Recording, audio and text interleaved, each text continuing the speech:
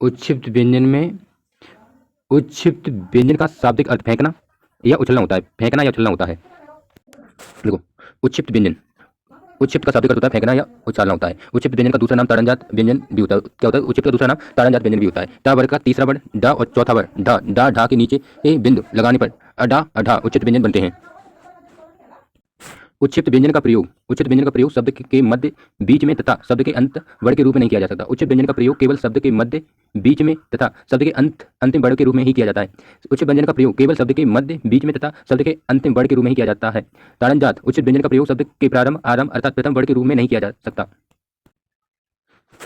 उच्छिष्ट व्यंजन का प्रयोग केवल शब्द के मध्य बीच में तथा शब्द के अंतिम वर्ण के रूप में ही किया जाता है। ताड़नजात उच्छिष्ट व्यंजन का प्रयोग शब्द के प्रारंभ अर्थात प्रथम वर्ण के रूप में नहीं किया जाता। जैसे सड़क लड़का, लड़ना डंडा, दंड मेढक, पढ़ना चढ़ना, गढ़ चढ़, असदवती अढेरी, अढेर, अड़क्कन, ये गलत शब्द है। अब देखो, विशिष्ट व्यंजन या विशेष व्यंजन इसे ला बोलते हैं। विशिष्ट या विशेष व्यंजन का प्रयोग 2025 से केंद्रीय हिंदी निदेशालय द्वारा मानक वर्ण तथा वर्णमाला में 53 व्यंजन के रूप में किया जा रहा है। विशिष्ट या विशेष व्यंजन का प्रयोग 2025 से केंद्रीय हिंदी निदेशालय द्वारा मानक वर्ण तथा वर्णमाला में 53 व्यंजन के रूप में किया जा रहा है। अब देखो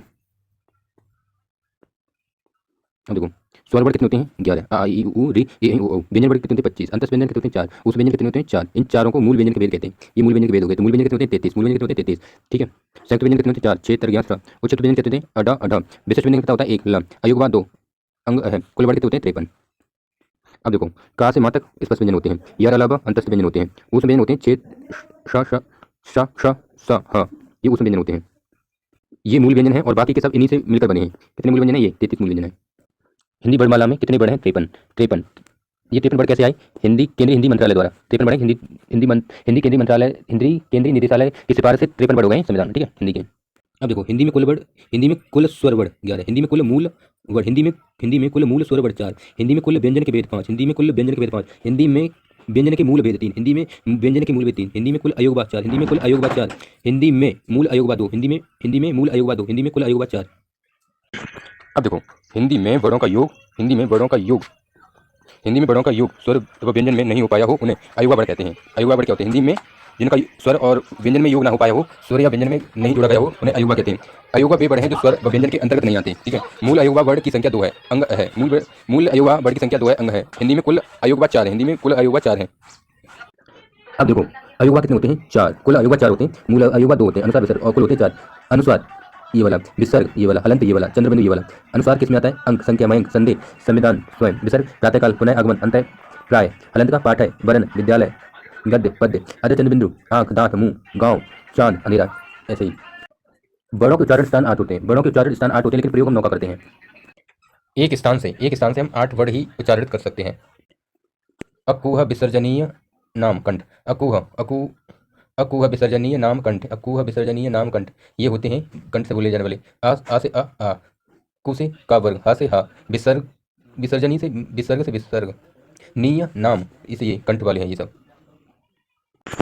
ये हो गए 5, 6, 7, 8। इनका उच्चारण होता है गले से। अकुह विसर्जनीय नाम कंठ।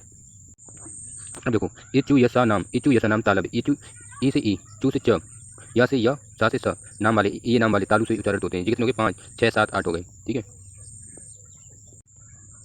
ये क्या है? ऋतु रसा नाम। ये क्या है? मूर्धन्य। ऋतु रसा नाम, ये है मूर्धन्य। री से री, टा से टा वर्ग, रा से रा, सा से सा। ये नाम वाले मूर्धन्य, ये मूर्धा से उच्चारित होते हैं। ठीक है। चौथा भेद है लर्तुल रसा नाम पढ़ेंगे। देखो, वर्णों का उच्चारण स्थान 8 होते हैं। ठीक है। 8 वर्णों से हम उच्चारण करते हैं। हालांकि 9 का यूज करते हैं। 9 कैसे यूज करते हैं बाद में देखेंगे। ऋतु रसा नाम मूर्धन्य, रा से री, टा से टा वर्ग, रा से रा, सा से सा। नाम से ये नाम वाले मूर्धन्य मूर्धा से उच्चारित होते हैं। कौन कौन से? ये 5 हो गए, 6, 7, 8 हो गए। ठीक है। इनको एक टा टा टा ढा को कर्कश या कठोर वर्ड भी कहते हैं। ये ढोल बजता है टा टा टा टा टा टा ढा ढा मामा, ये ढोल की आवाज़ है। ये कर्कश कठोर वर्ड है ये। अब देखो, इन्हें हम क्या कहते हैं? ऊष्म व्यंजन, संघर्ष व्यंजन भी कहते हैं। 3 सा है इसमें, तो 3 साको। ये तालु है, ये तालु से होने वाला है। ये वाला सा मुर्धा है, ये वाला मुर्धा है। ये वाला दांत है, ये वाला दांत से होने वाला है। ये वाला कंठ है, ये सा नहीं है, यहाँ है, ये कंठ से होता है। अब देखो, लर तू लता नाम, ये दंते हैं। लर तू लता नाम, ला से ल, ता से ता पर, ला से ल, सा से सा। नाम ही से ये नाम वाले। ठीक है। दंते दांत से बोले जाते हैं। कितने हुए? 1, 2, 3, 5 और 8 हो गए। ठीक है। देखो, ये चिन्ह क्या है? ये उपधानीय चिन्ह है ये। ठीक है। ये हिंदी में नहीं यूज होता है, ये संस्कृत में यूज होता है।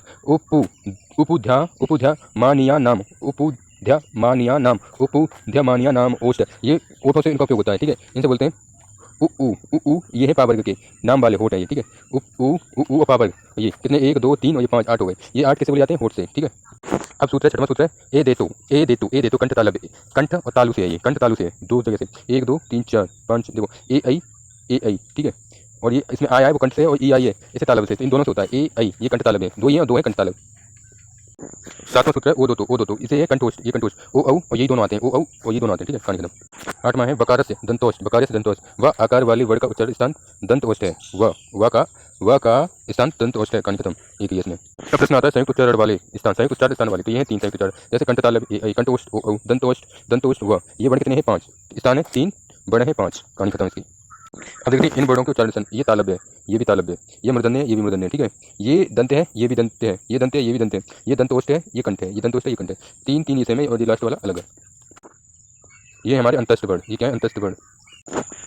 आ कंठ है, ई तालव्य, री मूर्धन्य, उ ओष्ठ, ड मूर्धन्य, ढ मूर्धन्य, ये दोनों मूर्धन्य है। ये है कंठ, तालव्य, मूर्धन्य, ओष्ठ, मूर्धन्य, मूर्धन्य, ये कंठ, तालव्य, मूर्धन्य, दंत, ओष्ठ। अब देखो का वर्ग, ये सारे मुख से उच्चारित होते हैं, और ये अनुनासिक मुख से भी और नाक से भी, मुख नाक दोनों से, इसलिए इन्हें अनुनासिक कहते हैं। देखो ये दोनों तरीके, बिंदुकियां, चुलकियां, दोपड़ा, न, म, ये इनका सूत्र नौमा पड़ा। देखो नोट, वर्णों के कुल उच्चारण स्थान 8 होते हैं, परंतु हम 9 उच्चारण स्थान का उपयोग करते हैं। नौमा है बिंदुकियां, चुलकियां, दोपड़ा, नानल, मामची, नासिक, ये क्या है, नासिक है। और ये क्या है, मुंह से भी बोले जाते हैं, नाक से भी बोले जाते हैं, ठीक है। अनुनासिक क्यों क्यों बोलते हैं, अनु का मतलब होता है पीछे, पीछे में से मुंह से, नासिक में से नाक, ठीक है, मतलब दोनों को दोनों तरीके से बोला जाता है, नाक और मुंह दोनों से।